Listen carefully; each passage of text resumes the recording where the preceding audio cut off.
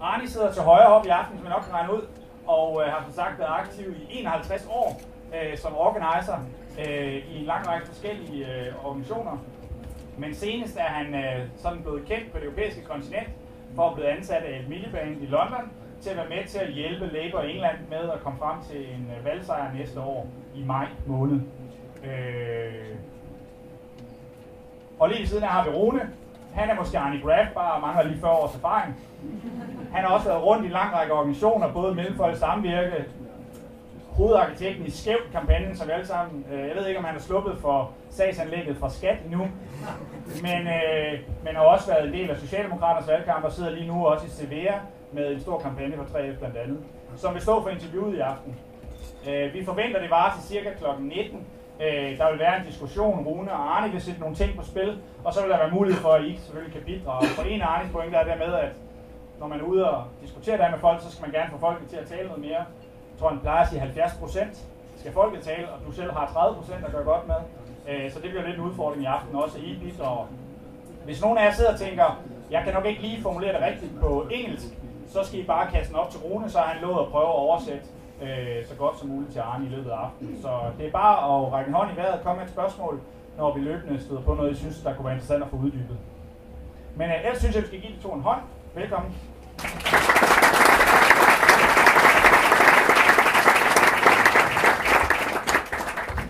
Thank you. Thank you for that nice introduction, Dan, and also emphasizing my young age. Basically, we are really enjoying this moment. I don't know if you have a feeling of heat upon you, because we surely do. But the good thing about it is that it will just increase by the hour. So let's see where we end up at the melting point in 2 hours from now. But allow me just to contextualize politically a little bit before we leave the floor to Arnie to do basically some exercises together with all of us, and then doing some stories of organizing and how to reinvent politics, if you might even call it that.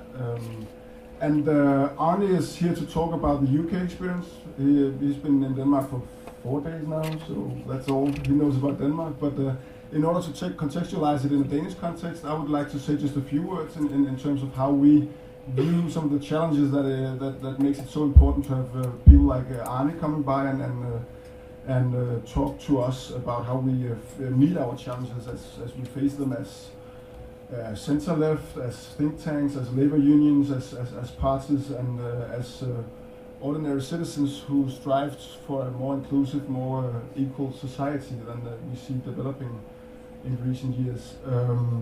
And basically, I think one of the main concerns coming out of the European elections, you had a situation in Britain where the UKIP was the largest party winning, and unfortunately that is also the case in Denmark, where we have the Danish People's Party coming in front of the old parties with more than 1/4 of each Danish voter actually going to that party. And I think this is a challenge that is much deeper than only where you put your vote in one day. And at Cevea we've paid a lot of attention into understanding what are the mechanisms, what are the emotions, what are the experiences that leads to a situation where so many people feel that this party represents the best option for them at stake. And it's been a heated debate for many years. I think there's just a couple of points that I would like to make introductory in terms of what is at stake if when we go out and listen to many of the fellow citizens that we find around the country. Basically, if you widen out your ears and listen to the people who construct our roads, who clean our schools, who drive our buses, who do our mail, and who often maybe have a short or hardly any education, you have at least 3 key experiences or emotions that are quite prevalent, which is a key part of understanding what is going on right now. You have a really strong feeling of increasing insecurity, a feeling that job market insecurity is increasing, a feeling that the welfare provisions, the unemployment provisions, etc., are being cut back, that leads to higher insecurity in their own life. You have an increased feeling of powerlessness for the second part, You have a feeling that your vote doesn't really count. You have a feeling that you have maybe not too many people to turn to. 20 years ago or earlier on, maybe you would go to your shop steward at your local workplace. Some place you can still do that. I can see a number of shop stewards in here that I would go to if I were your colleague. But many places that's not the case. You can't go to anybody that you can actually feel would be able to meet the conditions that meets your that lies behind your feeling of insecurity. Previously, you might also have a situation at which you would feel that there would be several or at least one party that you would feel would be on your side if you would meet situations that were really difficult. Way too many Danish citizens today does not have that feeling. They feel left by too many of the parties that most of us vote for today, unfortunately. So there's a feeling of powerlessness, a feeling of not having anywhere to go, and that you long for people you can actually count on would be there for you in a situation of need. And that feeling of powerlessness produces apathy and produces a feeling of, we can't do much anyway for development and a course for our society that is heading right in the wrong direction. And that leads to the third thing. If I was at a local labor school up north of Copenhagen, meeting 120, I think, shop stewards from all over the country, ask them how many of them would feel that their children would be worse off than they were themselves. 75% raised their hands. There's a feeling that Denmark has peaked. It happened maybe in their generation, and that Denmark is in a decline. And they look for politicians, they look for labor unions, they look for people that they can trust that would actually be able to meet that decline with new answers and to listen to their concerns in those areas. And they don't see any at the moment. Hopefully that's not the case going forward, but that's the situation right now. And it's not because they then look to the Danish People's Party or to the UKIP in England, I think, to believe that this is then a safe haven necessarily. But the sense of powerlessness, the sense of apathy, and the lack of feeling of inroads into a better tomorrow for themselves, their children, etc., is the main thing.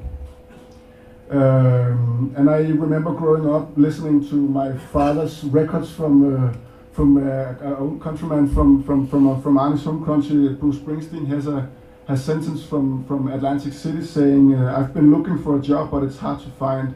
Down here, it's just winners and losers, and don't get caught on the wrong side of that line." So the key question is, we have 40,000 people falling out of the unemployment insurance this year and in recent years. Who are with them? Who do they feel represented by? Are we on the right side of that line? If they feel that Denmark is not any longer that safe haven where everybody would have somebody to lean on if they were in a situation of need. And unfortunately, I'm not sure that's a positive answer today. And I think that's a really key question. Too many people amongst those that we feel is most important to be represented by our parties, by our unions, representatives, etc., don't feel that we're there for them anymore. So how do we go about it? And in search for answers, I've had much inspiration by looking at the work that Arnie and so many other people from around the world have been doing in terms of going back to you could say a rooted politics that is based on relationships and human interactions, and not just top-down service delivery of going to Bilka shop for a new politician. So I think we are on a long march in terms of reconnecting. And I think it's been a really wonderful experience for me just the last couple of days working and talking and listening to what Arnie has to teach us, and I hope for the next 2 hours, 1.5 hours maybe, that we would be able to share experiences and lessons to be learned from each other from the many years of work that Arnie and many of his co-colleagues have been doing in the US, in Britain recently. So thank you so much for coming, Arnie, and the floor is yours. You wanna?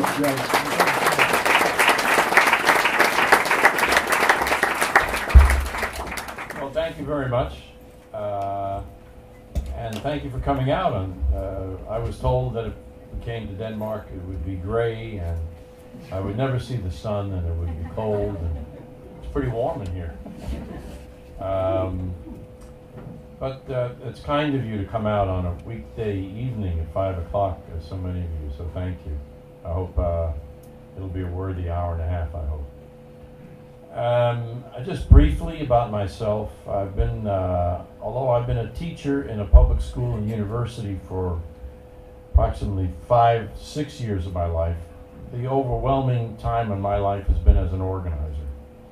And my organizing started when I was 19, long time ago. I'm 70 now, so if I faint, you'll help me here, huh?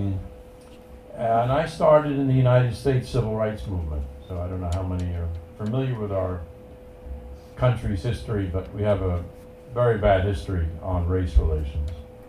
And in the early 1960s kept building to the Civil Rights Movement. And as a 19-year-old, I got involved.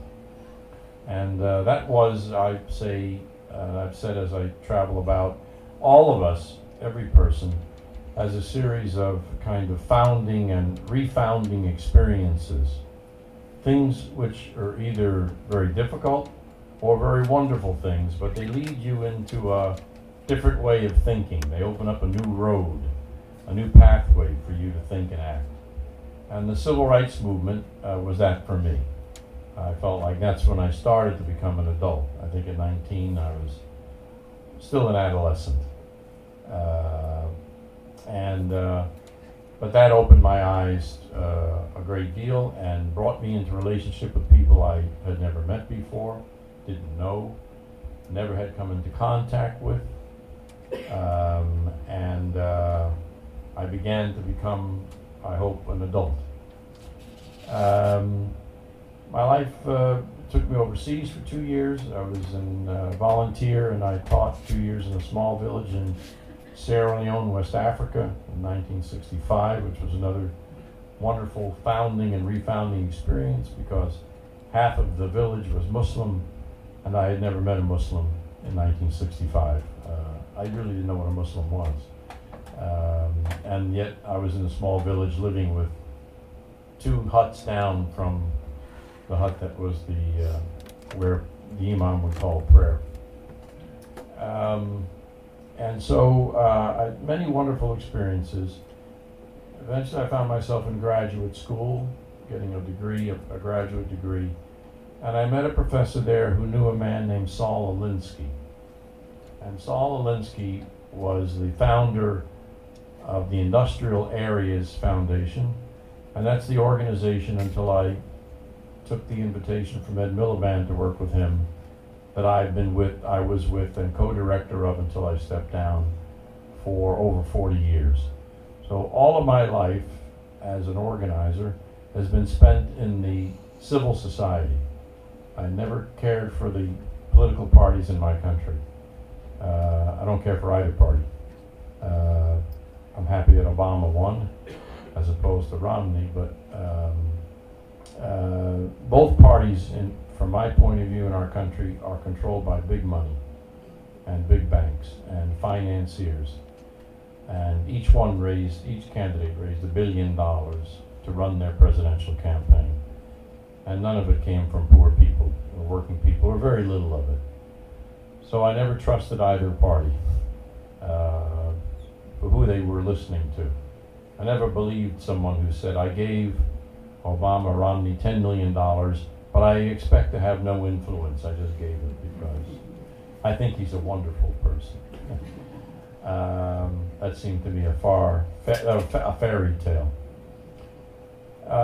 And so for 43 years, I built, with my colleagues, large organizations in the civil society where we would try to get enough power that we could hold either political party in our country accountable, or push them in a direction, or go after the market sector, corporations or companies that we felt were behaving badly, which in our country is often. They don't behave well. And then in 2010, in the winter of 2010, I got this very unusual call asking if I would come work for the Labour Party in England. And I came over and was invited by Ed Miliband, who's the leader of the Labour Party, to help reshape the Labour Party. And that was curious to me. I never worked for a political party. I never thought I'd be around any kind of social democratic party. I always dreamed of it, but not in the United States anyway. I would never see that. And I thought, well, what an interesting opportunity. So I stepped down from the Industrial Areas Foundation, and because we're considered a charity, we can't be partisan in the United States. And if I work out of Ed Miliband's office, I can't be much more partisan than that. And I've worked in the UK, and I come back to the States and do some work as a consultant for Industrial Areas Foundation. I spend a lot of time with the party. I just want to tell you a story and then illustrate something. But before I do that, because I believe so much that organizing should start with a relationship and not task, I think we make in organizing a big mistake by trying to organize people around a policy that we think is in their interest, or some task that we're asking them to do, as opposed to being in a relationship with people. And so what I'd like to do, if it's all right with you, is take the next 10 minutes and I'd ask you to talk to somebody that you don't know as well. You don't have to move around, it's a small room. So if you came with somebody and you know the person next to you, maybe you could talk to the person behind you, okay?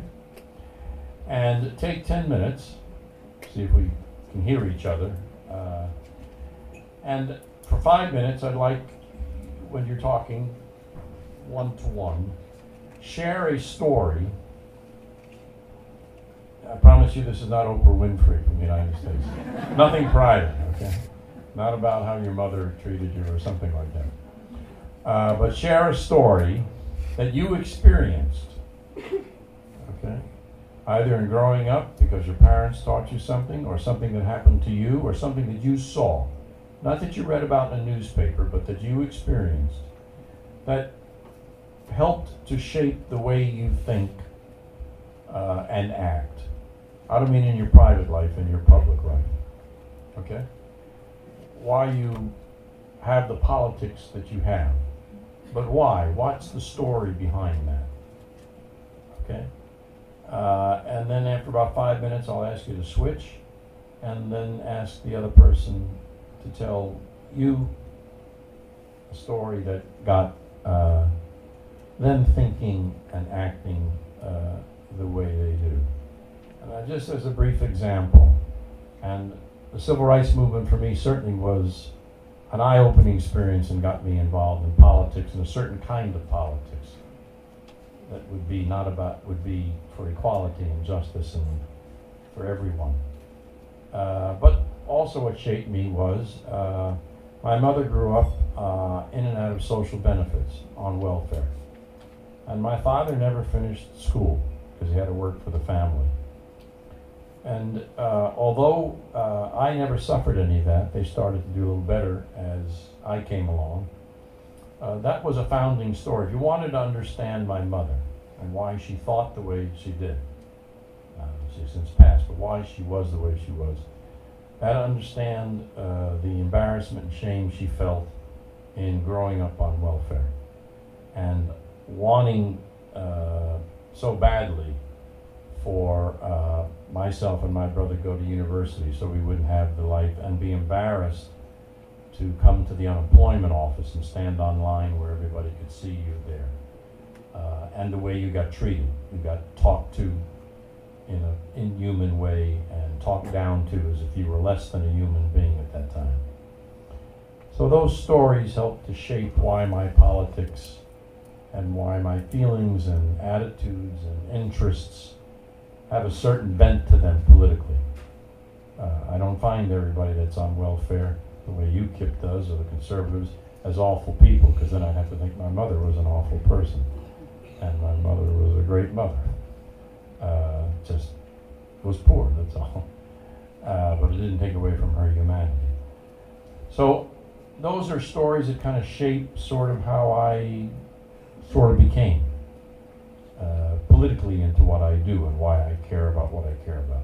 So what I'd like you to do is just talk to somebody right next to you and share some story that you actually experienced as part of your life that got you thinking the way you're thinking. It'll take about 5 minutes and then we'll switch. It's kind of called speed dating in the United States.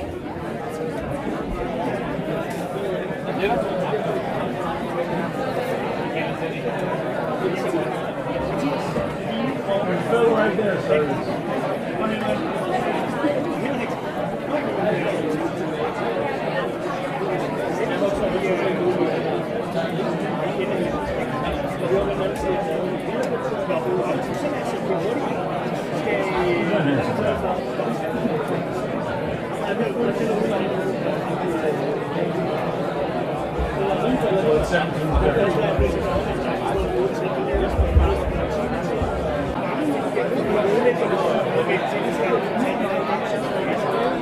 Okay, can we get back together?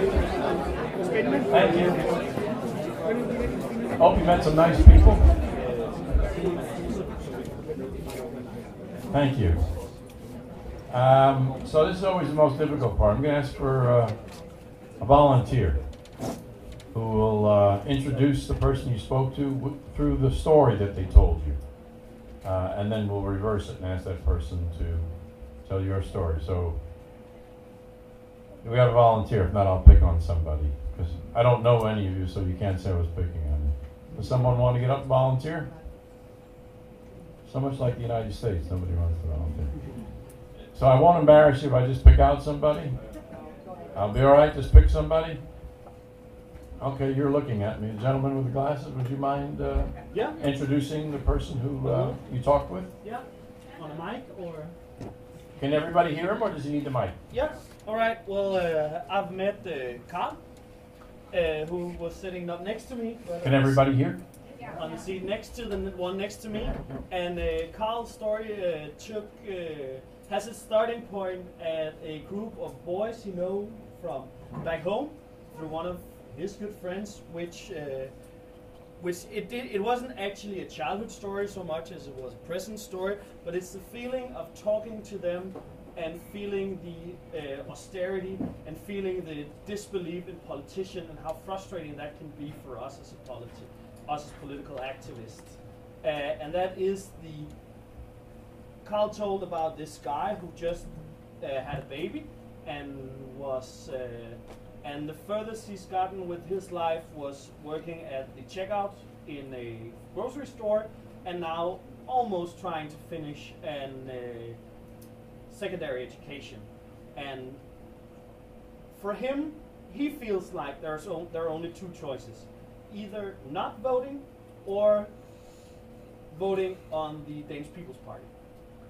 Going to the extremes or leaving everything behind, because he feels like politicians have left him, they've abandoned him, they've let him down, and the frustrating that he sees in his everyday life is driving him to go to the extreme or just give up on politics.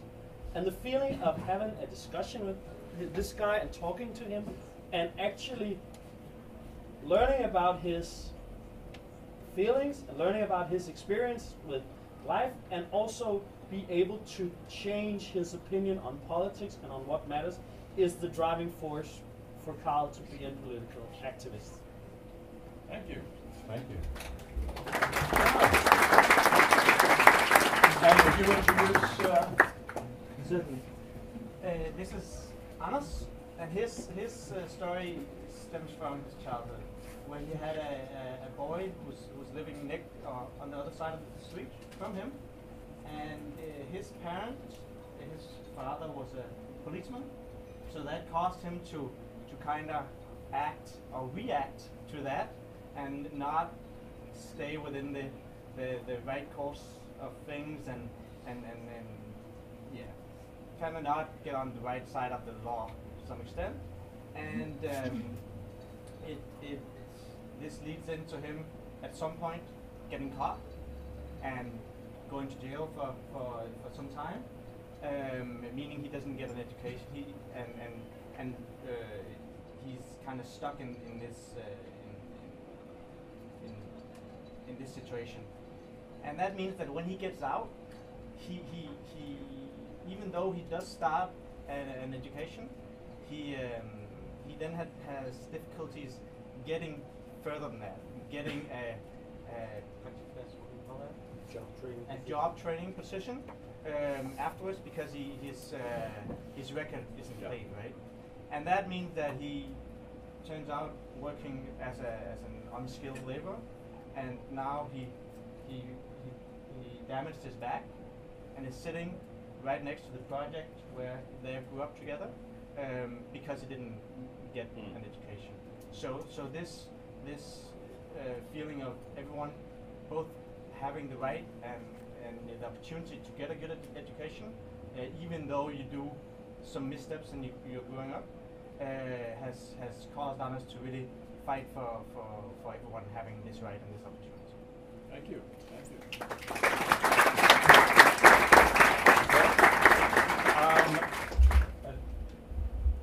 Appreciate that. I'm going to ask for another volunteer. One of the things I'm going to ask, if you would, is if you did, can you find out the why of that? So you know a man who had some real difficulties and doesn't know if he can make it. You knew a person across the street from you, the road, that had difficulties. Most of the people wouldn't care. They might feel badly for the person, but they would move on in their life. What is it about you? Right? Why did you care so much, and that bring you into something? It would be wonderful if everybody cared, and then we'd have a very different politics.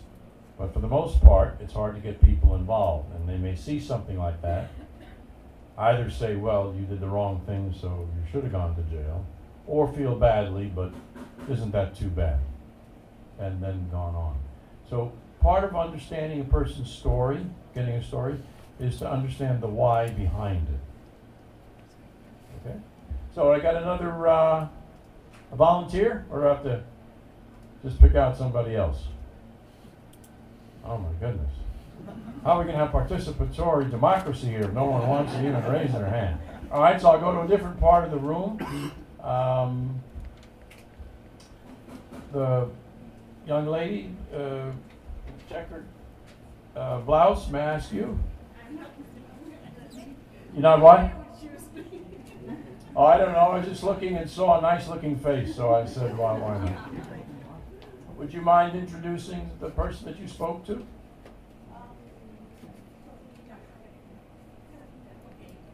Could you stand up, please, so we can hear you? You want to? Would you use the microphone or speak? Sure.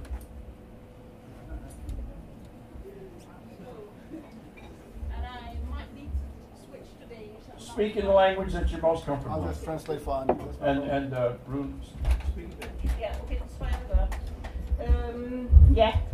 Jeg talte med Karina, og Karina, jeg skal lige høre spørgsmålet igen. Det er, at jeg skal snakke om hendes, om hvorfor hun engagerer sig. Bare fortæl hendes historie. Nå, okay. Din historie er, at du voksede op med i et socialt boligbyggeri, og gik i en skole, der lå i et villakvarter, og du boede i et skolebyggeri, der lå på kanten, socialt boligbyggeri, der lå på kanten af det her villakvarter. Din mor var, så vidt jeg ved, på overførselsindkomst, eller sådan, men i hvert fald dårligt stillet i forhold til dem, der boede i villakvarteret. Og når hun gik til skolemøder, så blev hun meget ked af det og frustreret over, at hun blev, skal vi kalde det lidt udstillet, eller i hvert fald ligesom fået skylden for, at de her folk, der boede i villakvarteret, skulle betale så høje skatter, fordi at børnene i det sociale boligbyggeri efter deres mening havde en masse problemer. Du må sige, hvis jeg siger noget forkert. Det har ledt til en social bevidsthed, og så kom vi faktisk lidt på afveje ud og diskutere noget andet, som gør, at jeg ikke er helt sikker på at huske den mellemliggende historie. Men du fortalte mig, vi kom til at tale om arbejde også, og du fortalte mig, at du arbejder på et hovedpostkontor, ikke? Der snakkede jeg om det frustrerende i at have ufaglært arbejde i et samfund, hvor uddannelse anses for næsten at være lige med at være intelligent, være nogen, der kan tænke. Vi oplever begge to, jeg har nogle andre grunde til at gøre det, jeg har godt nok en læreruddannelse, men vi oplever begge to, at der bliver set ned på folk, der ikke har en videregående uddannelse. Faktisk også på folk, der har en faglig uddannelse. Vi nåede ikke så langt i debatten, men når vi nu står her på venstre siden af det politiske spektrum, så vil jeg også sige, at det er jo egentlig lidt underligt, fordi det samfund, som vi snakker om, det er jo skabt af folk, der ikke har haft en videregående uddannelse. Det er skabt af folk, der er faglærte arbejdere, skabt af en fagbevægelse. Så ikke for at sige et ondt ord om akademikere, men vi skal måske nok også have hævet respekten for de mennesker, som ikke vælger at tage en akademisk uddannelse. Okay, det var det ved siden af, men vi er der.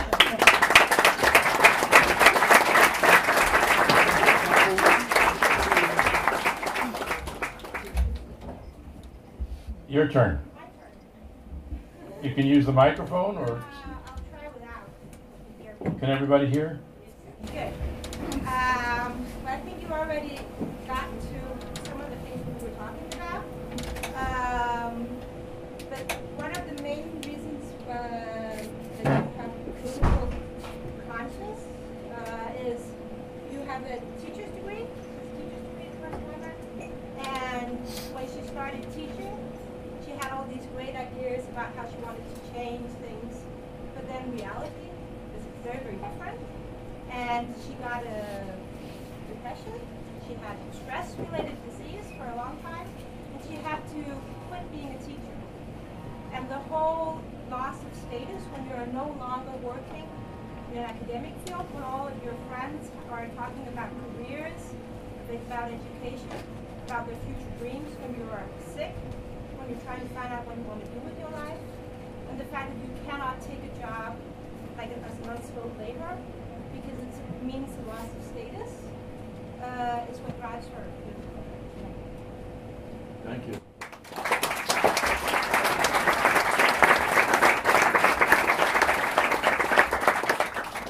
you. Thank you for sharing. Not easy to get up in front of people. So I want to tell you a story, and it will relate to why I asked you to do this. So I came to the Labour Party, being asked by Ed Miliband to help reorganize the party. Can we stop it from disappearing? Because it's disappearing. Less than 1% of the citizens of the United Kingdom belong to a political party now. The party used to have several million, it now has 182,000 people. The Tories are less than 100,000 people. So people are walking away from political parties on the right and on the left, or at least conservative. And in that space is growing UKIP, or more like your Danish national. They're not the same, but similar kind of situation. And UKIP wasn't quite growing when I started, but it's become more and more popular, and it won in the European elections in the UK. First time in the history of the UK that one of the three major parties did not win an election. So in over 100 years.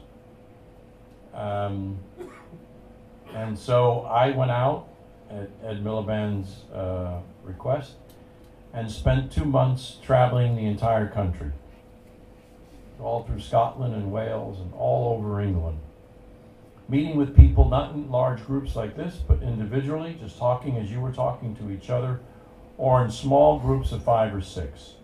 And in 2 months, I met a little over 1,000 people that way. I just immersed myself in the situation because I didn't know anything.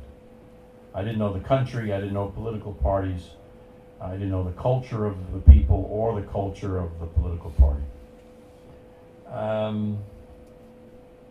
And what I saw was, you know, this is a generalization because it wasn't the same everywhere, but basically what I saw was, I'll make a characterization, so it's a generalization.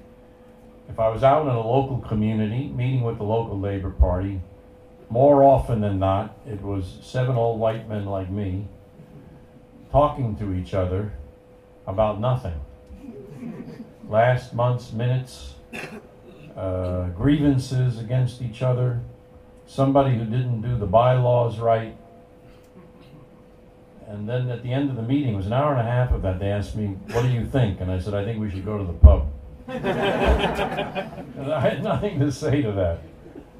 And so, that's a generalization, but it gives you a flavor.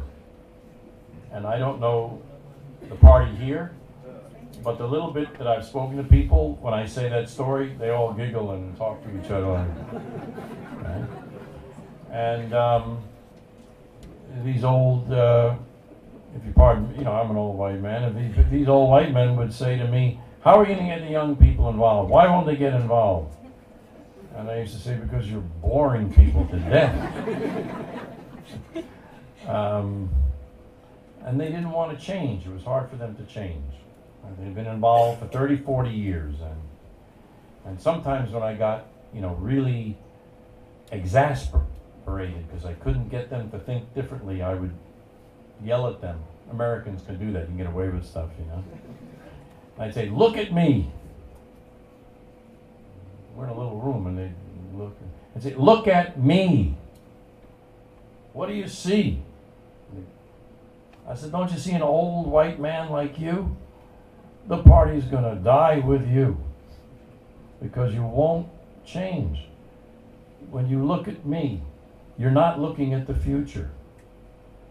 Okay? I'm not morbid, I'm just realistic. I'm 70. You don't build a new thing on 70-year-old people with no diversity. There's no women in the room. There are no people of color in the room. There's nobody under 70 in here. There's no future. That, you know, just be thankful that we're still alive, but, you know, we're not the future. You're going to die with the party. And is that what you want? To leave no legacy? You have to change. Okay.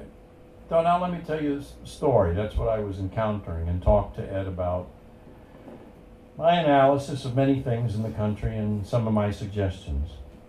So now it's 2 years later, and there's a large election, local elections, for county elections. So they're always having elections, maybe in your party too, but in your country, but there's always an election in England for local council people, mayors, county councils, European elections, general elections. Seems like they're always in an election of some sort. And so there's a county election, and it's in Lancashire County, which is in the north of the country. And if you're familiar with UK politics, the north is Labour, because that's where the working people were. That's where the Industrial Revolution started. That's where the mines were. That's where the factories were. That was Labour. The southern part of the country is a little more middle class, and there's always been Tory. Not completely, but that's sort of the way it breaks out. So it's Lancashire County. In 2009, they had a county election. Labour controlled the council with 48 votes. There were 86 people on the council.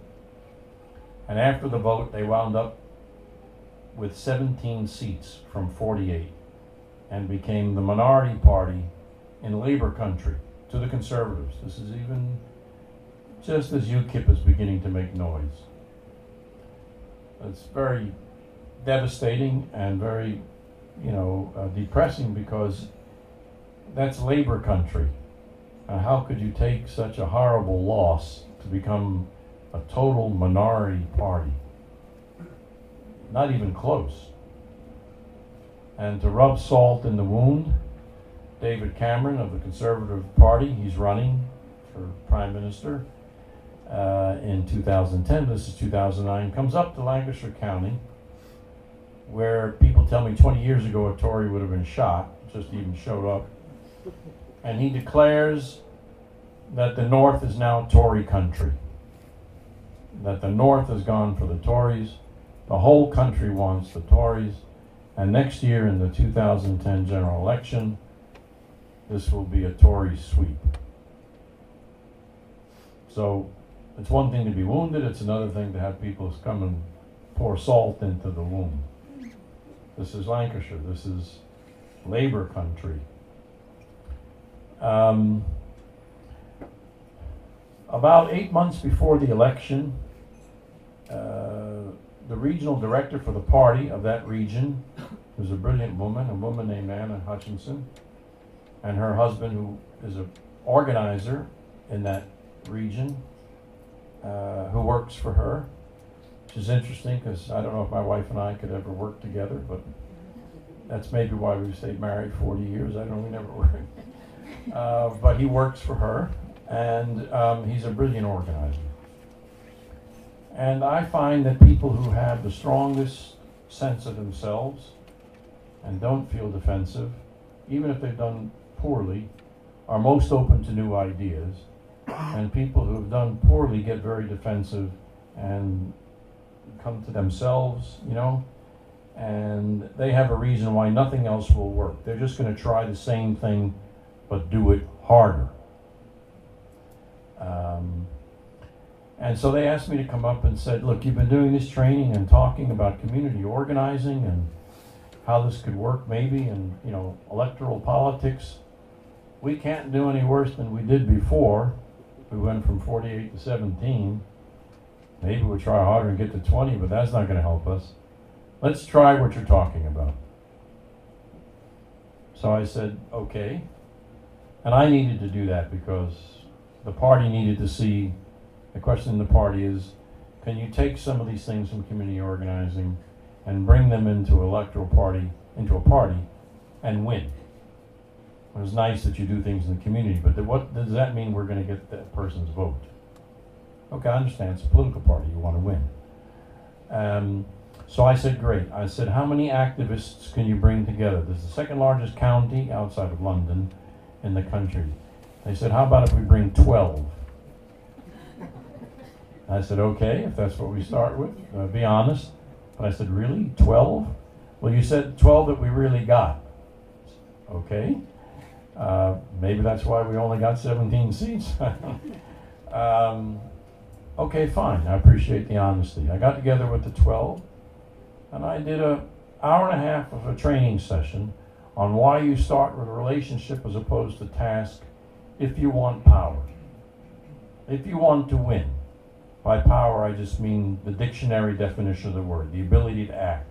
If you want the Labour government, if you want Labour to be back in government and have the ability to act, right? The word comes from the Spanish word poder, to be able. If you want that capacity to act on behalf of working people and middle-class people, poor people, there is no policy that's going to turn people around. And for sure, the 12 of you will never get to all the doors in Lancashire County. You'll faint before you get to 1/8 of the place. It's big. And the weather there is terrible. And you got to walk in the rain all the time, and it's cold. And I don't know if I've ever seen the sun 3 days in a row. I mean, you know, it doesn't. And if you're 70 and over, you walk slower, and the rain gets to you more. And you're always looking for a coffee break, or a tea break, you know. Isn't it time for tea yet? Well, we just were out here 15 minutes. Oh, I see. Okay. When I was young, I could go up and down the street. So, the 10 to 12 came, did the training, and we trained on how to do an individual meeting, a relational individual meeting, where I go to you as maybe my neighbor or a friend or a relative, and I don't talk to you about why you should be with Labour. And I don't talk to you about, will you door knock? Or will you deliver leaflets? Or will you come into the office and make phone calls? I try to elicit what your interests are. And what's the story behind those interests? What are you caring about? What are you caring about? And why do you care about that? and then I share a story about myself. Who am I? Of course, they always want to know because I don't sound English, obviously, so they don't know if I'm from Canada or the United States. They always want to know, you know, they're curious. But a story and about what they care about and where their passion lies, where their anger lies, where their hopes and dreams are for them, their children, maybe their parents, because social care for the elderly is becoming very difficult in the UK as it is in the United States. And if there was something you could do about it, would you want to? And people would say, you mean like a political party? And I'd say, well, yeah, but getting together first to talk amongst our neighbors and our friends. Some would say, okay, well, I'm Labor. They'd automatically jump to party. Or, you know, I don't care about Labor anymore. I think this Ed Miliband is no good. Or, I never liked Gordon Brown, or whatever. I said, I don't want to talk about Gordon Brown. I want to talk about your mother that you said you're worried about in another year. Who's going to take care of her? That's what I want us to talk about in this community, or at least you to talk to other people. I said to the 12, I'll come back in 6 weeks. I'm asking you to do 7 of these. That's 1 hour, about 1 hour a week, to get to the person's house, to do 35 minutes or so, and invite them to come together with other neighbors and people, friends. You don't have to invite the activists, right? Because they'll come. I want you to invite, I don't know how to say it, normal people, not people like me that are always out there, crazy people walking and doing something all your life, you know? My wife told Ruin the other day that I'm only happy if I'm unhappy. And I'm only happy if I can attack somebody, some corporation, then I'm happy, you know, or some mayor that's being a jerk, you know. Then I'm happy. I'm not happy if we're just happy, you know. You always want to take somebody on. So anyway, not a crazy person like me, okay? A normal person who's not consumed by these things. And I came back thinking that'd be the organizers, and I said to the organizers, do not bring anybody to this meeting. Do no turnout. These 12 either bring people or they don't bring people. Now, if they call you and ask you a question about an individual meeting, do a little more training. But do not bring anybody. Right? Let's see what people do. Well, the organizer was happy because then he felt like he didn't have to do any work. So he could do other things. I mean, he wasn't lazy. So we got to the day of I came up that evening. They told me by Skyping that they thought they'd have 40, 50 people. Well, that was pretty good. It wasn't 12 times 7, but that's not a bad start. And walked into the room, and there were 103 people in the room.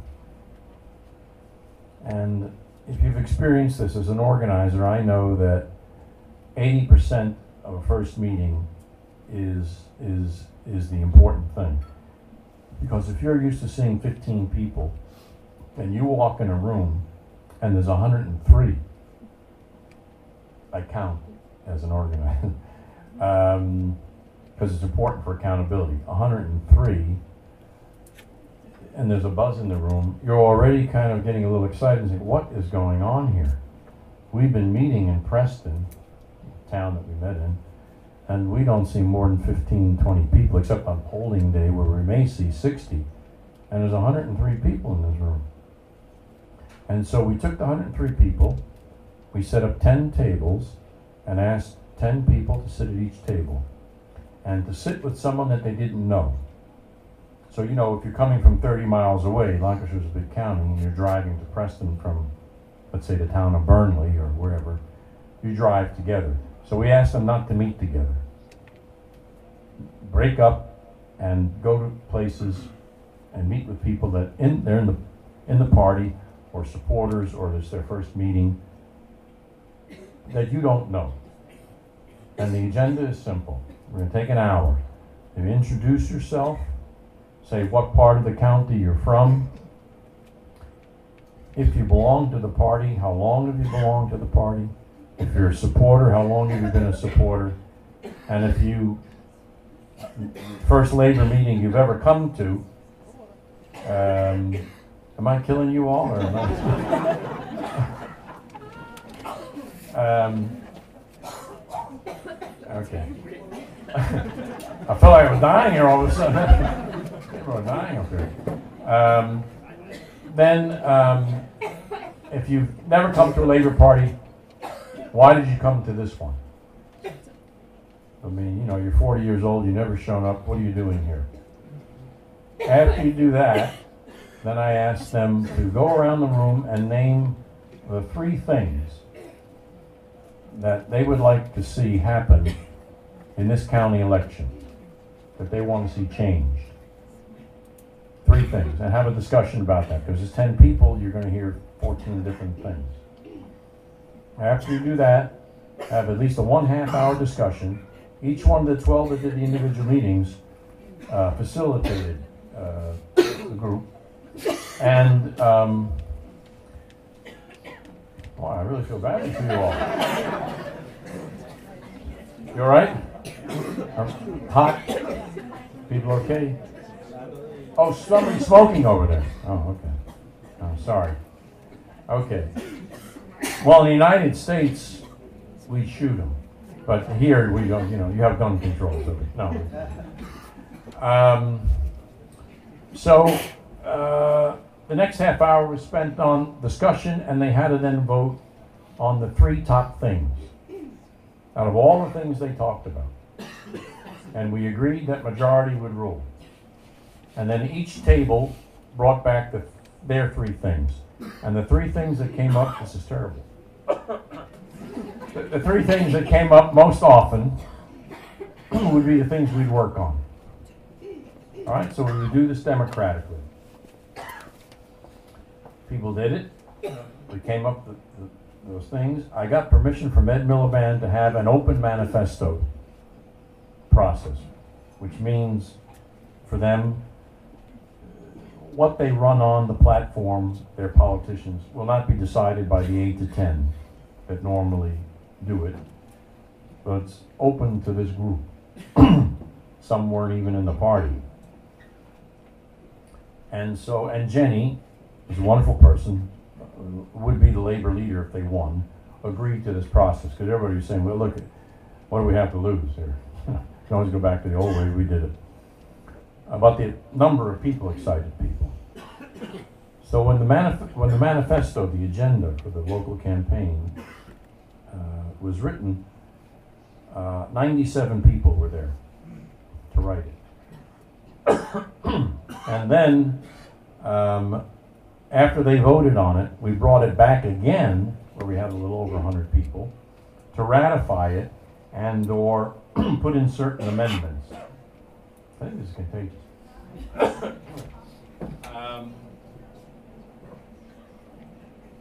You poor folks, I see you waving, you're dying back there. And so the manifesto was voted in and ratified. We had, because it wasn't the same 100 people, somewhere around 120 people had participated in writing their own.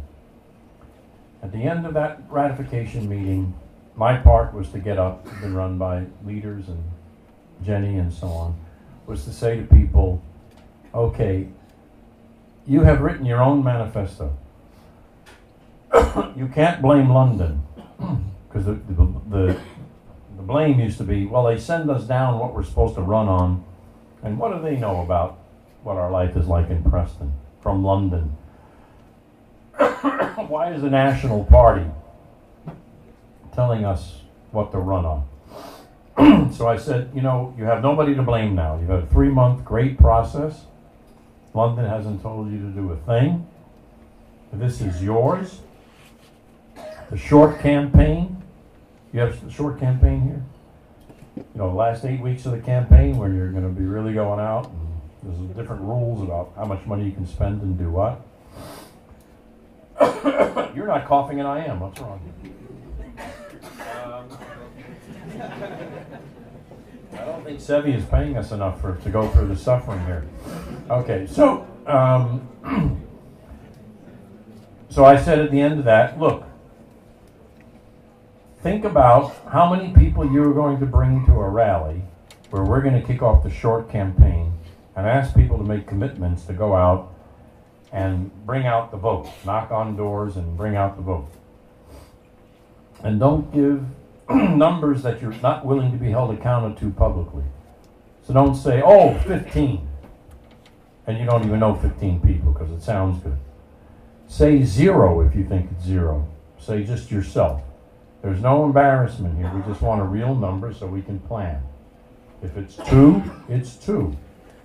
We went around the 97 and we came up with a total of 227, including the 97. So I thought they were realistic. People were saying 1, 3, 2, because they're also inviting people who've never been to a political meeting before. I brought Ed Miliband up because he wanted to see we're actually acting out this process now. It's not just me training or talking or all of that. And he brought his staff with him. Let's see what this is.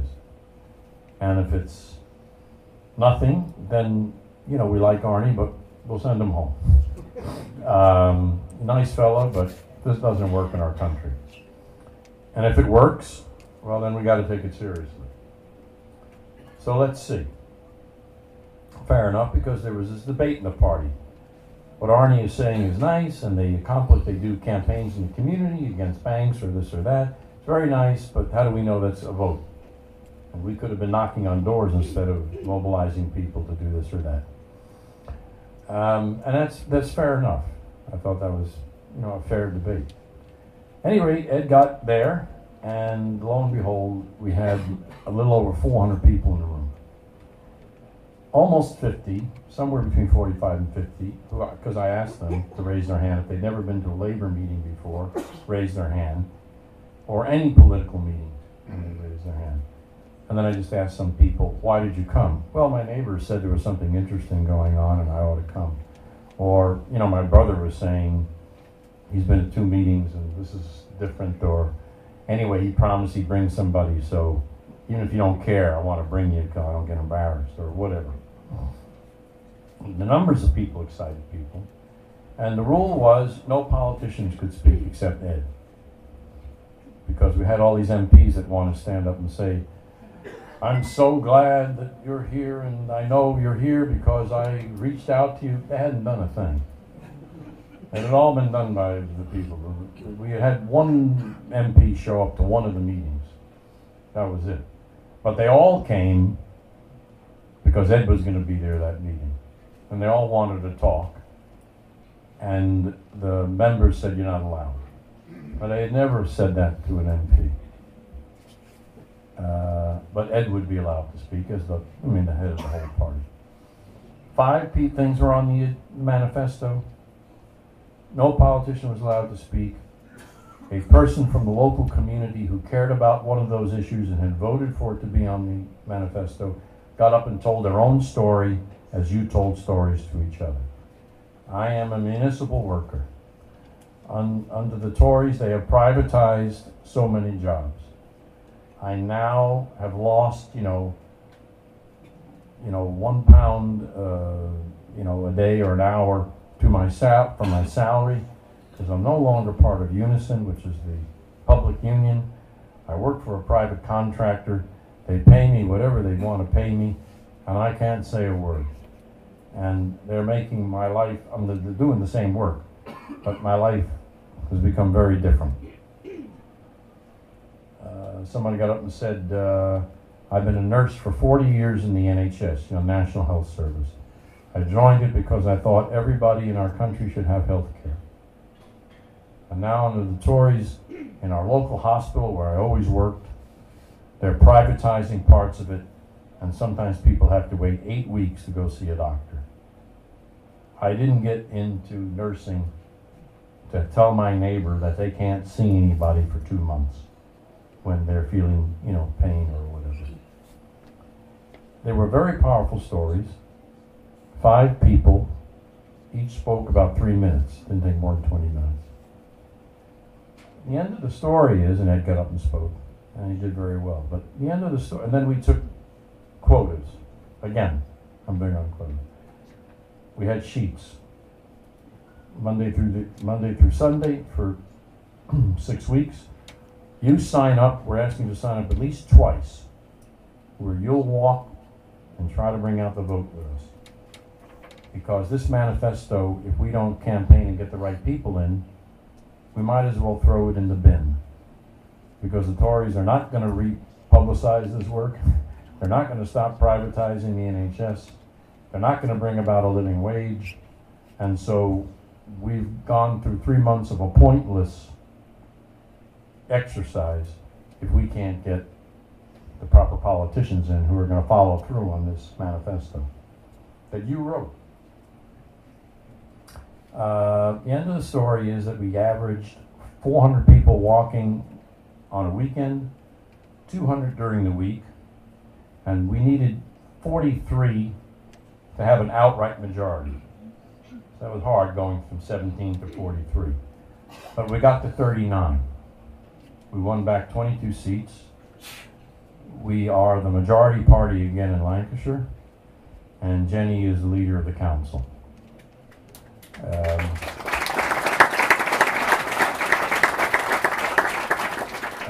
She has bookers and has stopped republicizing the work. And it's hard for her to do certain things because the Tories believe in austerity, so they keep cutting all the budgets. But where she could act on the promises, and she promised that every 4 to 6 weeks, she would be in a different part of the constituency to listen to what every people had to say, angry or not, and try to explain to them, you know, why she was doing certain things and why she couldn't do other things. It came from relationship building. It came from listening to people. It came from honoring what their story. It came from asking them to participate. It came from the bottom to the top as opposed from the top to the bottom. And it engaged a lot of people. And the question for me and the party, I guess now, is can that be replicated? Can you train enough organizers and leaders to do that? And can that be replicated, you know, over and over in other places? And my answer is I think it can be, but it will take a lot of time. It won't happen in 1 year, 2 years. So let me stop there and let's just open it up for conversation. Now we all stop coughing and we can.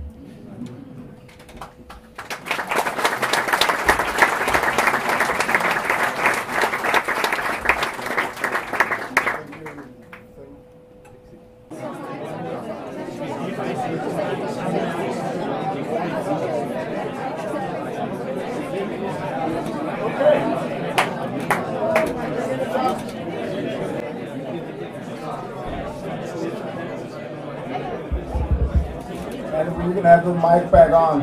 So my dear colleague Johannes just told me the reason for the coughing. I don't know if anybody of you guys are familiar with smoking crack. I never tried it before, but it's, as it appears, our fellow citizens just next door had a little crack smoking, and we had some air from that on. So there's an explanation to everything, and it still makes sense to be at Vesterbo, an old pretty worn out community just 10 years ago, which is being gentrified pretty intensively recent, but we are still have a broad number of inhabitants here. So please feel free to share some of your thoughts with us. I'm trying to get this up just a little bit. Some key insights or points that you were discussing with your neighbor just now? Anybody? Please. We had a sort of cross-party discussion here from both Radikale Venstre and the Social Democrats and the Social Democrat youth wing, this was really interesting because this actually showed who are the people making policy. One of us from the Social Democratic Party was saying, well, he's been a member of the Social Democrats for 3 years, and he still doesn't know what makes the Social Democrats policy. So that was a really good thing about the story, which we could learn a lot from. But the other sort of challenge would be, how do you integrate this in party hierarchies?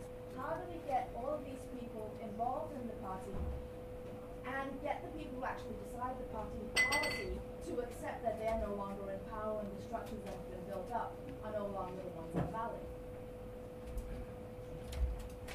Well, it's a great question because people don't like to give up power. We had United States, we had a great black abolitionist during slavery times, Frederick Douglass, who used to say to people that power concedes nothing. You have to take it. That doesn't mean violently, but I mean you have to organize and take it. So part of the argument in the Labor Party now is, do we go this way, and it opens up, and gosh knows who's going to say what? Or do we do it the way we've been doing it, and just do it, you know, kind of better? Fortunately, we'll see how it turns out. But it's got to get into the national party, right? Fortunately, there's a man named John Cruddas. Maybe some of you have, if you're following labor politics, who I've been fortunate enough to get close to, because our politics are pretty similar. And he was chosen by Ed Miliband to write the policy statement going into the last conference for labor, which is in September before the next election. And from the policy point of view, it then gets written into the manifesto, and that's what the national campaign is about.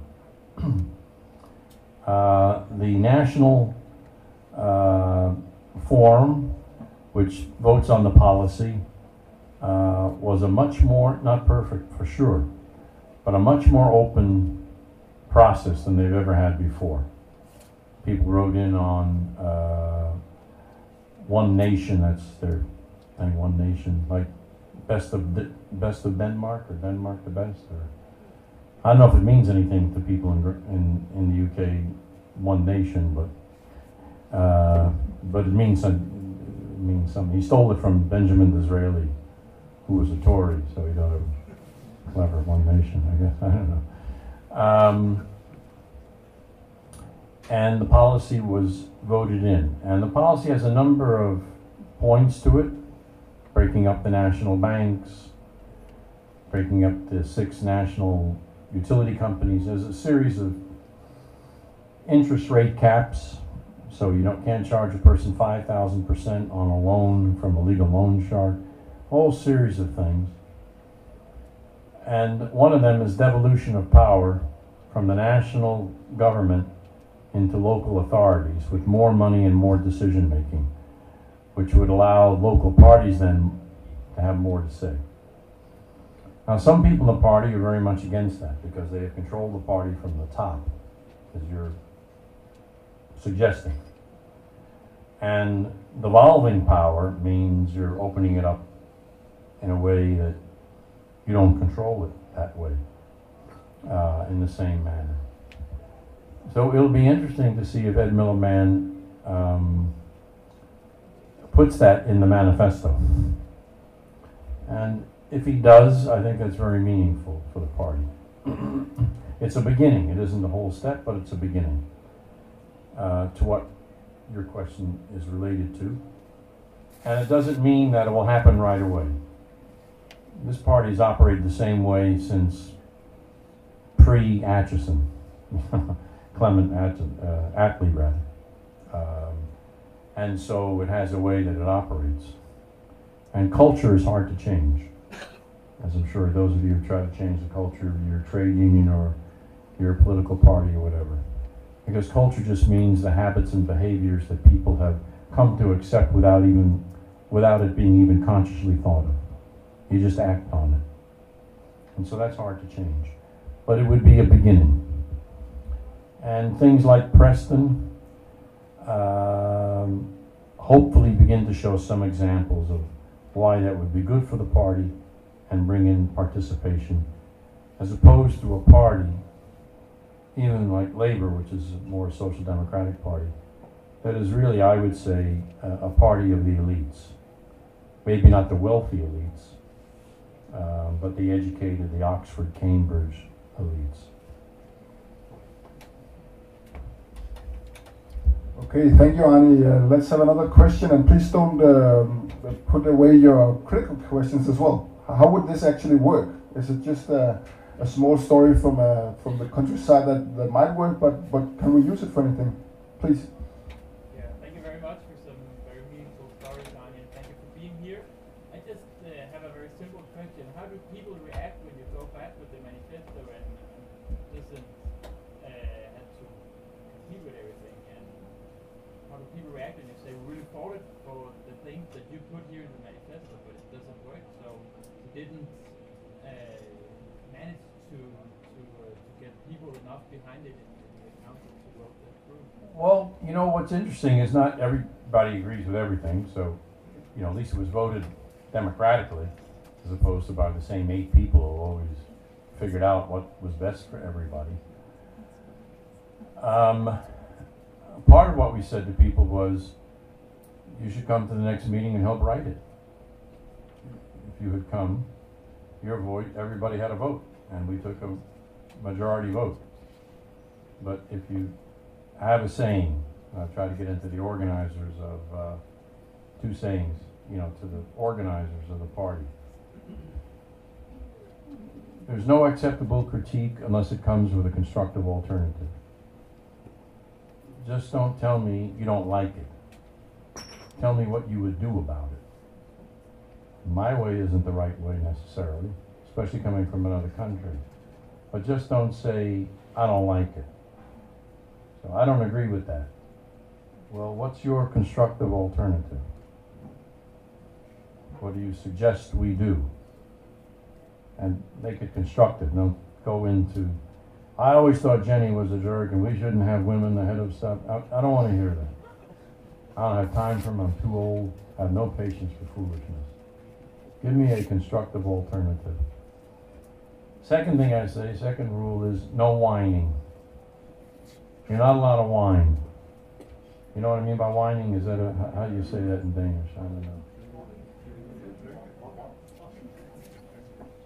Yeah? Okay. No whining. Children whine.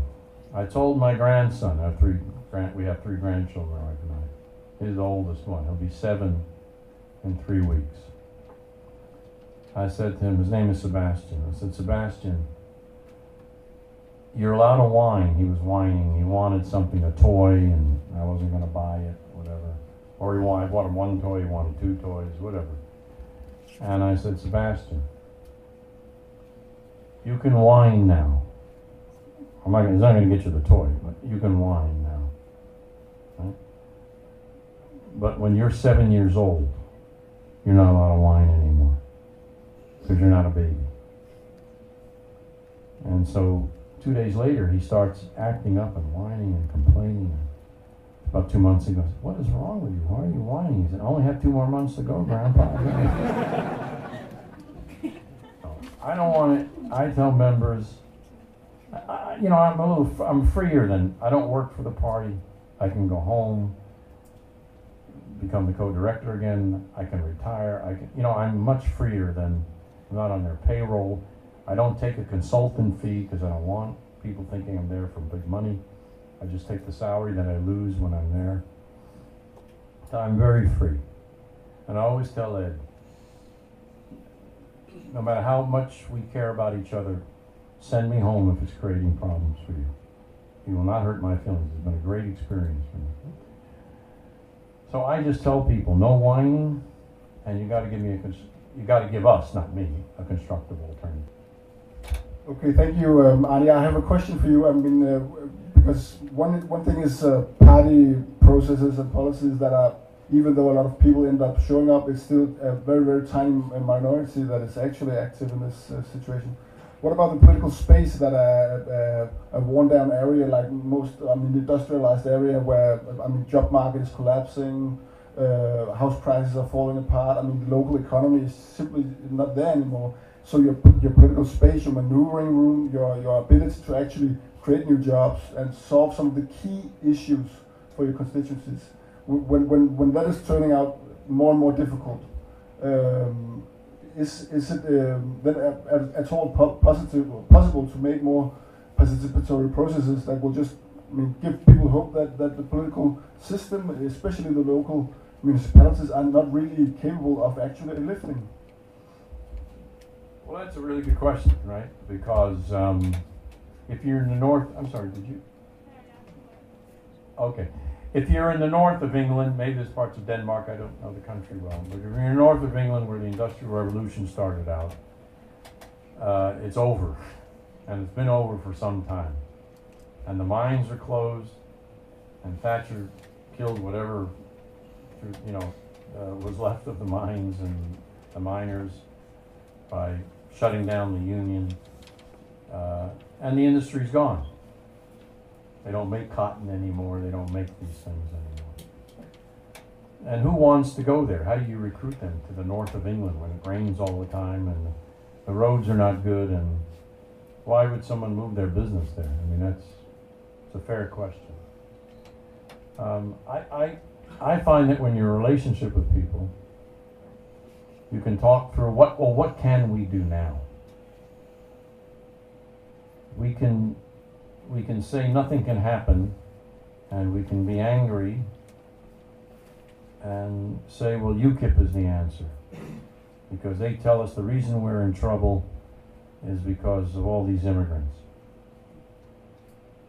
And I say to people like that, are you going to tell me, I'm not saying there isn't a problem, but are you going to tell me that because of immigration in 1970, all these factories left because somehow we knew that in 2012 all these people from Poland were going to come? That doesn't make sense. Explain that to me. So unless the person is just an absolute racist, I stay in the conversation. If they're crazy racist, which most people aren't, really, then I just move on because it's pointless. They'll just get me angry, and then I yell, and then what have I done? I just get mad and silly. But I walk it through with people. So how many people have you met, for example? I'll try to get more to the heart of Ruhn's question. There isn't an immigrant 50 miles near them, and they're telling you the problem in the country is immigration. And I say to them, but I haven't seen one in 50 miles from here. How could that person from Poland or wherever possibly have affected your life? Just explain it to me. So you say I'm ignorant. Well, they took our jobs. I said, there are none here. There are no immigrants and there are no jobs. What did that guy from Poland do to you? I mean, that affected your life. I say to people, it doesn't always work. You're angry because I understand, because things are going poorly. There's no work. You have no wages. The government has gone into this austerity program and have cut any of your benefits. You see, the Liberal Democrats promised you no tuition increases, and then 1 month later they voted for tuition increases to the university. So you can't, they're in the coalition government, the Conservatives, so you can't even send your child to school anymore. So you're mad, and you're angry, and you're looking at somebody to blame. So, hey, why not that Polish guy that lives 60 miles away? Doesn't make any sense. Think about it. Just stop and think. And some people are just nasty. Well, I don't like them anyway. You never met them. But anyway. But when you're in a relationship, you can talk with people, and you can have a more rational conversation. And then on to that begins a conversation. Well, what can we do? I'll just throw out an example. I'll say that Labour Party is talking about breaking up the 6 major national banks and taking some of that money and putting a tax on the bonuses of these bankers who keep giving themselves these enormous bonuses. And he's gonna start regional banks whose only purpose and mission is to loan into this community. They can only make house loans into this community. private loans or loans to people who want to start businesses and will hire people from here. That's the sole purpose of the bank. Because right now, when you're talking about these northern areas, there's banks, people put money in the banks, but they don't reinvest it back into that community because they see it as a dying community, a dead community. So really everybody's money is, you know, you deposit your money and then that money is taken by the bank and it's loaned out somewhere else for some investment. Maybe some new high-rise in London or whatever, wherever it's going, or overseas or whatever they're doing. And I say to people, we can't change everything around globalization. We can't get factories in here immediately. But if we had money, we know a number of people that would like to start small businesses. We know a number of entrepreneurs that would say that they could if they could get this loan, they could grow their business by another 5 or 6 employees because they've been in our meetings and they've talked. I just can't get a loan. I could hire 3 more people if they would. I know I have, you know, the work would be there. And I say to them, if we do that and we go along with that, there would be some money. And in fact, we can start doing something now before there's even a election. What if we went to every local branch of every local union that's here? What if we went to all of the mosques and churches? There aren't that many churches. It's not a highly, United States is a highly churched country. The UK is not outside of the mosques. The Anglican Church is big and wealthy, but nobody goes. But they have money. Unions have big pension funds that are invested someplace. Churches, the Church of England has lots of money invested in some places. You know, they're trying to make a profit, obviously, through their pensions. All of us have money, small amounts, but if we gathered it, yeah, we'd have some money. The county council has 600 employees or whatever it was. The money is in a bank someplace, because a check is drawn on a bank to pay people. What if we all decided that we want, you know, $100 million investment fund for this community? And it should come from this bank because we have this amount of money in this bank. And if you don't do it, well, we may take that money out of this bank, the church's pension fund, the union's funds and their accounts, all of our accounts, the party's accounts, the council accounts, and we're going to go to the 3 banks in this community and say, who wants this money? Some bank is going to want this money. And then we're going to have terms about investing back in this community. Now, it's not going to end globalization, and we need national policies, but we can act without government. And we don't have to stand by and feel impotent.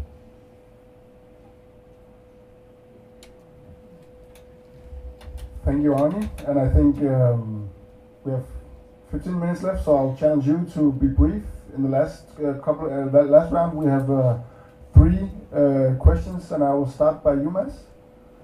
Thank you very much. I have one question. I've seen your hands. Okay. Yes, sir. I have one question because, well, this open kind of politics, of course it's great, but how do you make sure that the suggestions in your manifesto are not, well, completely outrageous? I think in many communities in Denmark, if you ask people what should we do, they would say, well, we should kick out all the Muslims and the gates of heaven will open upon us. How do you, what would your reaction be if you wanted to be an open process, but people's suggestions are just, well, far out regarding in accordance to Labour or central left politics? Yeah. What do you do? How do you in some way control the process?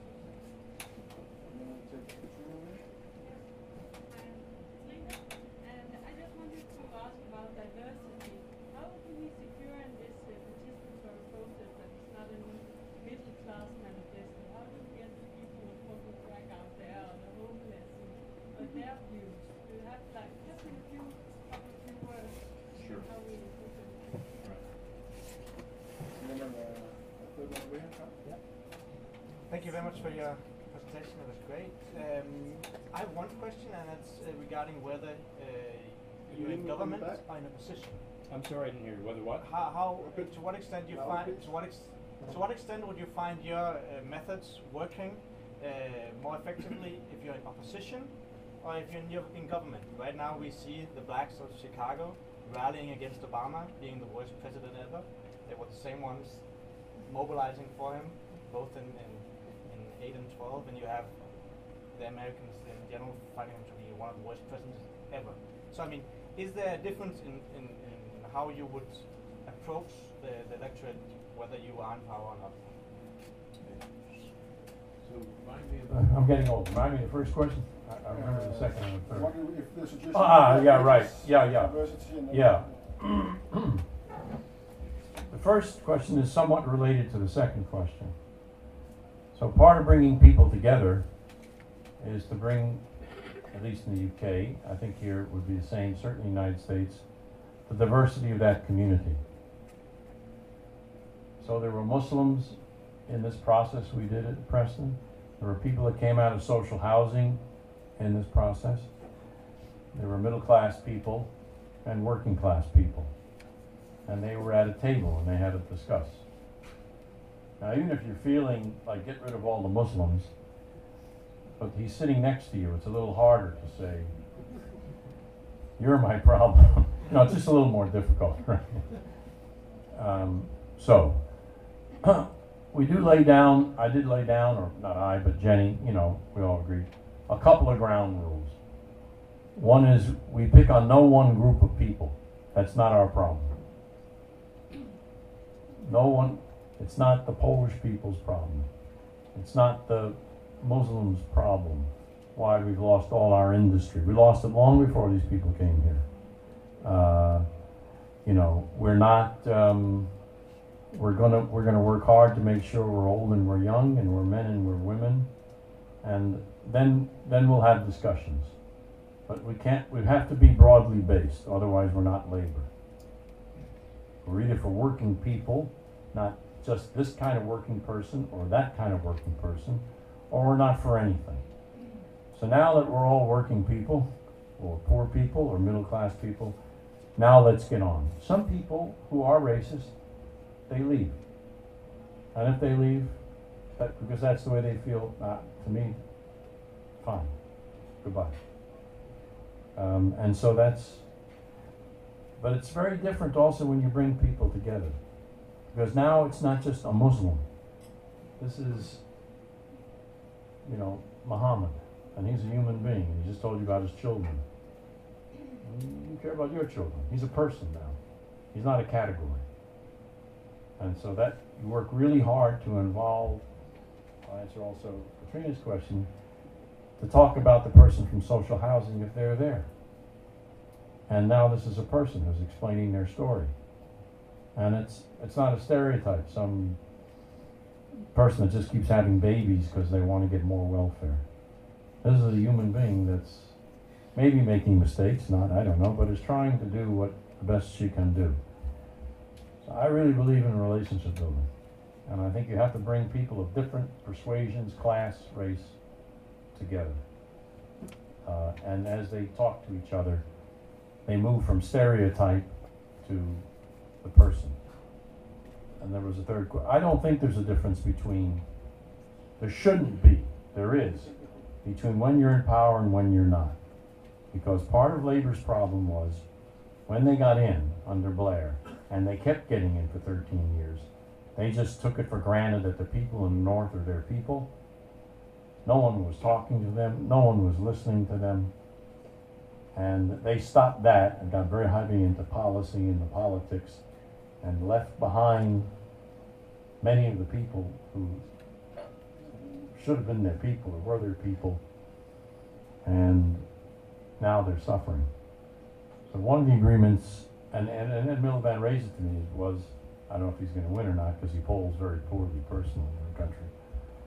If we win, he had said, we need your training more than even now, because we'll get the same mistake.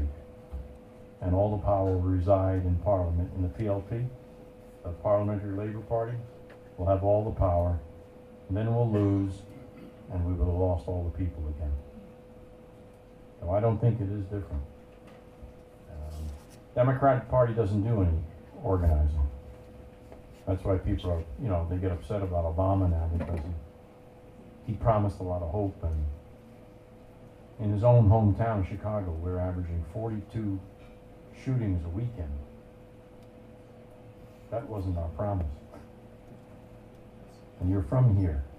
And you don't come back here to talk to us about what we got held here. We lose more people in Chicago on a weekend than we lost in Afghanistan in 2 weeks.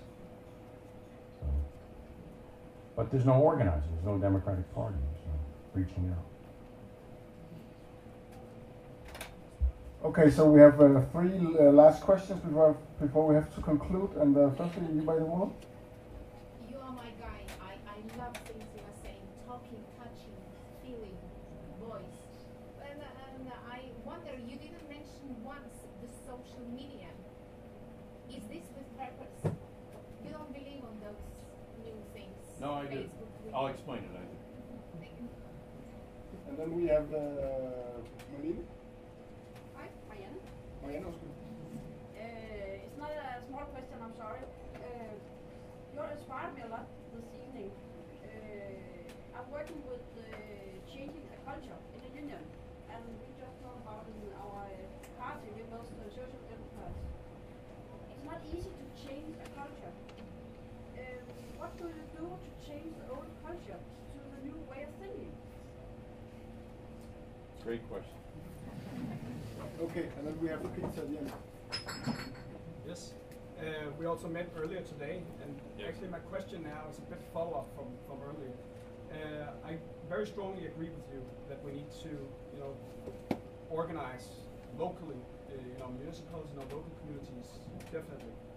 But how do we approach that when the willingness for political reform or the willingness for policy change isn't there, either locally or in government? Isn't there in the National Party, you mean? If there are not. Take, for example, we're in a situation now where social democracies all over, especially continental Europe, has widely accepted the same analysis and the same tools after the 2008 crisis as the Tories all around. I mean, there's a wide acceptance of austerity measures. There's a wide acceptance of participating in a race to the bottom, lowering the corporate tax code, lowering the taxes on the wealthy. There's a widely acceptance that we don't interfere with the bonuses in the big banks or having them accountable. And at the same time, all of the base that we're talking about that we want to reconnect with, they're growing far away because they have been outraged after the 2008 crash. And they have been radicalized in their opinions. But we don't have the policy tools nor the analysis to connect in that sense. So what use does it make if we run around having a lot of great meetings with people and talk to them and organizing them if we don't have the willingness for political reform? Okay, I think we can have just one extra because there was really easy questions, right? So we'll take the last question because I know Ask was really struggling with his wife to be able to come here tonight. Please. You talked about the relationship between the politicians and the citizens and so forth, but I think there might be missing one character in the story, and it's the character of the professionals, the bureaucrats or experts. I think that sometimes you get the sense, at least in Denmark, that they're doing a lot of the policy making. And even though you might have a great manifest formed by citizens or politicians, well, it's a struggle to get it past the bureaucrats. How do you see that relationship? Okay, let's start backwards because I can remember that one. And then I'll work backwards. When I met Ed Miliband, it was a colleague of mine and myself who came up with the idea of the living wage. Now, how did Ed Miliband ran his leadership campaign on that? Albeit he ran against his brother, which is a little odd, to say the least. I remember saying to Morris Glassman, who invited me over, worked for Ed Miliband, and I said, he doesn't even know me. Look what he did to his brother. What did he do to me?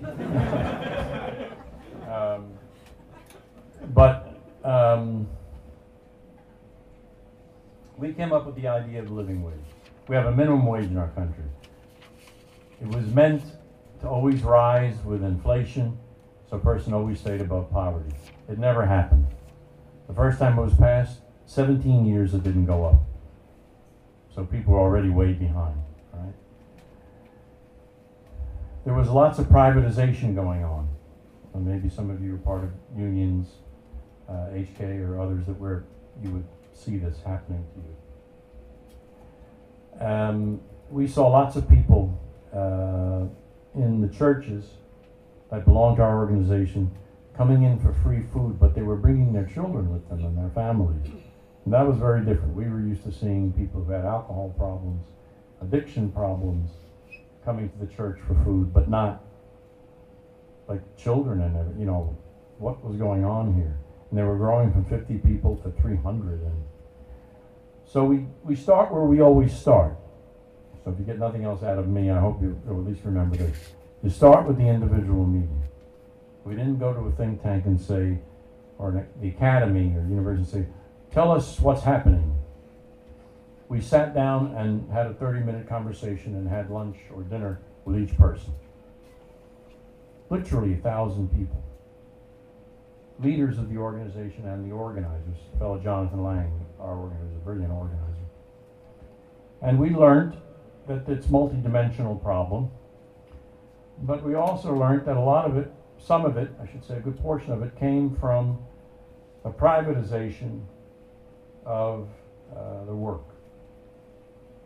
So the man in 1992 who was making $4.25 an hour, in our country doesn't have health benefits unless it's tied to your job, was now working for a private contractor. Instead of making $9 an hour back in 1992, he was now making the minimum wage of $4.25, and he had no health benefits. Therefore, he was at the needing a free meal for his family. It's disgusting, you know, it's pretty awful.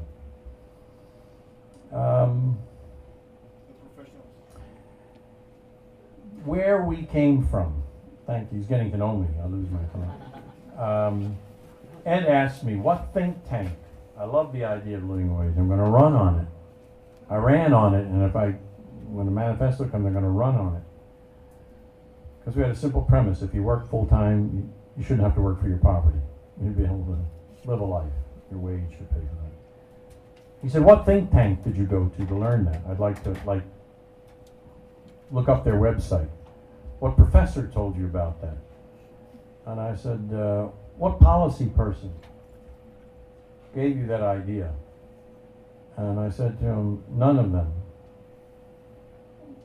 I appreciate intellectual knowledge from the experts, the policy people, but there's something called social knowledge, which they can't give you, which is the knowledge you learn from being with people in their lived life, you know? And out of thousands of individual meetings and bringing together in small groups, it was clear that a little small wage and the minimum wage wasn't going to make a difference. Somebody said, we need a wage we can live on. That makes sense. The living wage. And that's where it came from. Not from policy people. So I would argue with Ed, you have 20 organizers and 60 people in policy. I think it should be the other way around. You'll learn more by being out in the community and listening to people and experiencing their life than you will. Then you need policy people. You know, you put it together, but you gotta de-emphasize it a little bit. Social media, I remember the question. I do believe in it. And it's 7 now, so we really... Okay, really gotta go fast. So Blue State Digital, which is a big operation that did all of Obama's online stuff. There's a fellow named Matthew McGregor who's from England, brilliant guy that we have developed a close friendship. Has gotten Blue State Digital to be hired by labor. It's all the social media, all the online stuff, all the stuff a person like. I just learned to email 3 years ago, so it's not me. My son calls me a technological Neanderthal man, so I don't know that stuff. But I believe it's important. But what's important is he and I work together. And what he's doing online comes out of the lived experiences. He follows me out of the people there. He's not making up something. It's, you're a real person and you're talking to somebody, and that goes out. Not some politician giving a speech about the living wage. I'm Arnie, and I used to make this amount of money, and I make this amount of money. And this is what I had to take my child out of boarding school. I had to do whatever. I can't pay the rent. I had to move. We need a living wage. That has much more power on the social media than, and even attacking the other side in a clever way by telling a story. That's fine for David Cameron to talk about austerity. And then you see a picture of where he lives, and then his second home, and his third home, and then his home down by Cornwall. I can't make my rent because of what he's done. Austerity is working great for him, but it's not working for me and my family. So we can coordinate it so it's real people talking to real people. And then we can reach so many more. We can do online petitions. And then we take those names and give them to the organizers. They now go out and meet these people because they've already shown an interest. Changing culture from HK, Mariana, Vice? Changing culture. That's, you gotta have a lot of patience. That's a long process. And the problem for political parties, and I find with trade unions, at least in the UK and the United States, they want the change to happen tomorrow. So they keep looking for a gimmick.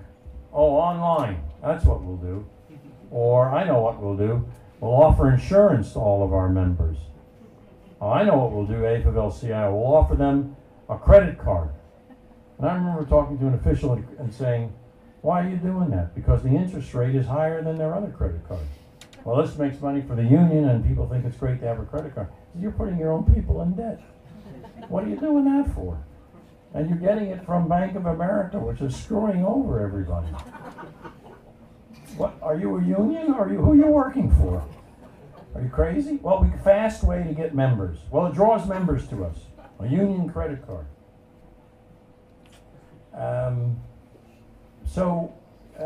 It takes time. And just like starting with, we work with trade unions in the United States, retraining their organizers to learn to train the members, stewards, to be the leaders. And it won't happen right away. But if you can get an example, like Preston has helped me enormously. Because now you can't say, you can say, well, can you bring that to scale? But you can't say it absolutely can't work because we want it back. And so you can't say, well, that's a totally crazy idea. You can say, well, it's not, we can't scale it. Last question from Peter regarding when there's broad consensus on austerity policies throughout Europe. And oh, I see. Okay, the left moving to the right to encompass everybody, to be the party of everyone. I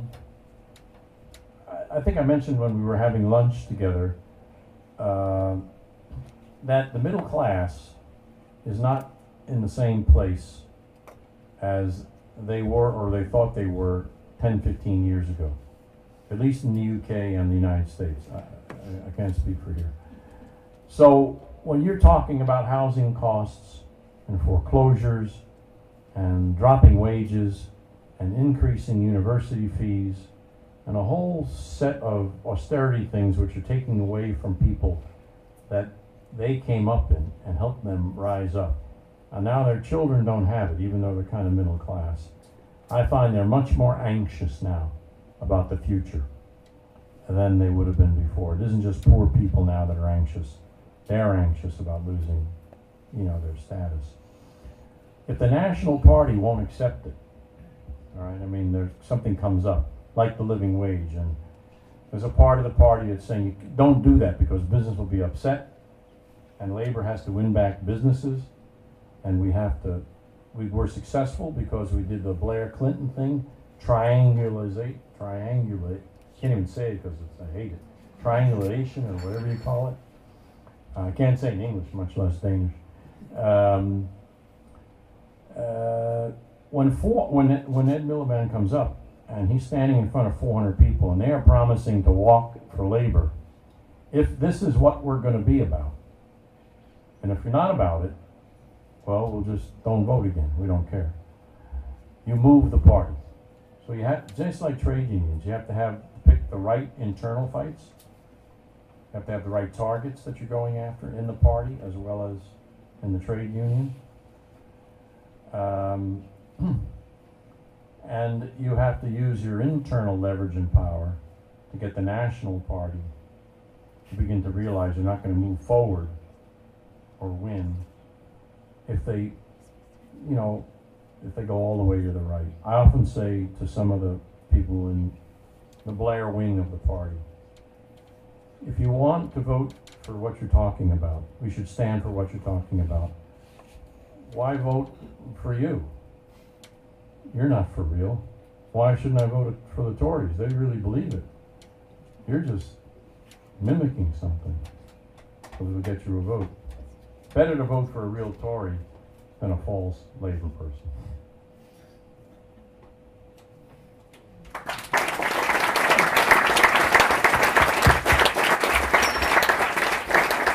Thank you, Arnie, and I think there's one really important rule in establishing relationships and organizing people, really to be careful about people's time, and we sidestepped that rule by 6 minutes now. So I hope you don't take that up as our negligence of your time and your importance of being here. We had 10 minutes of coffee, so... Yeah, 10 minutes of coffee, that's our excuse. But thank you so much for showing up, everybody, and I hope you come away from here with new insights and new ideas of how to go about rebuilding your unions, your workplaces, your local communities, or wherever you go from here, your universities maybe. And accept the fact that I don't remember the quote you put out yesterday at the folk high school about it takes a long time. What was it again? No, whatever.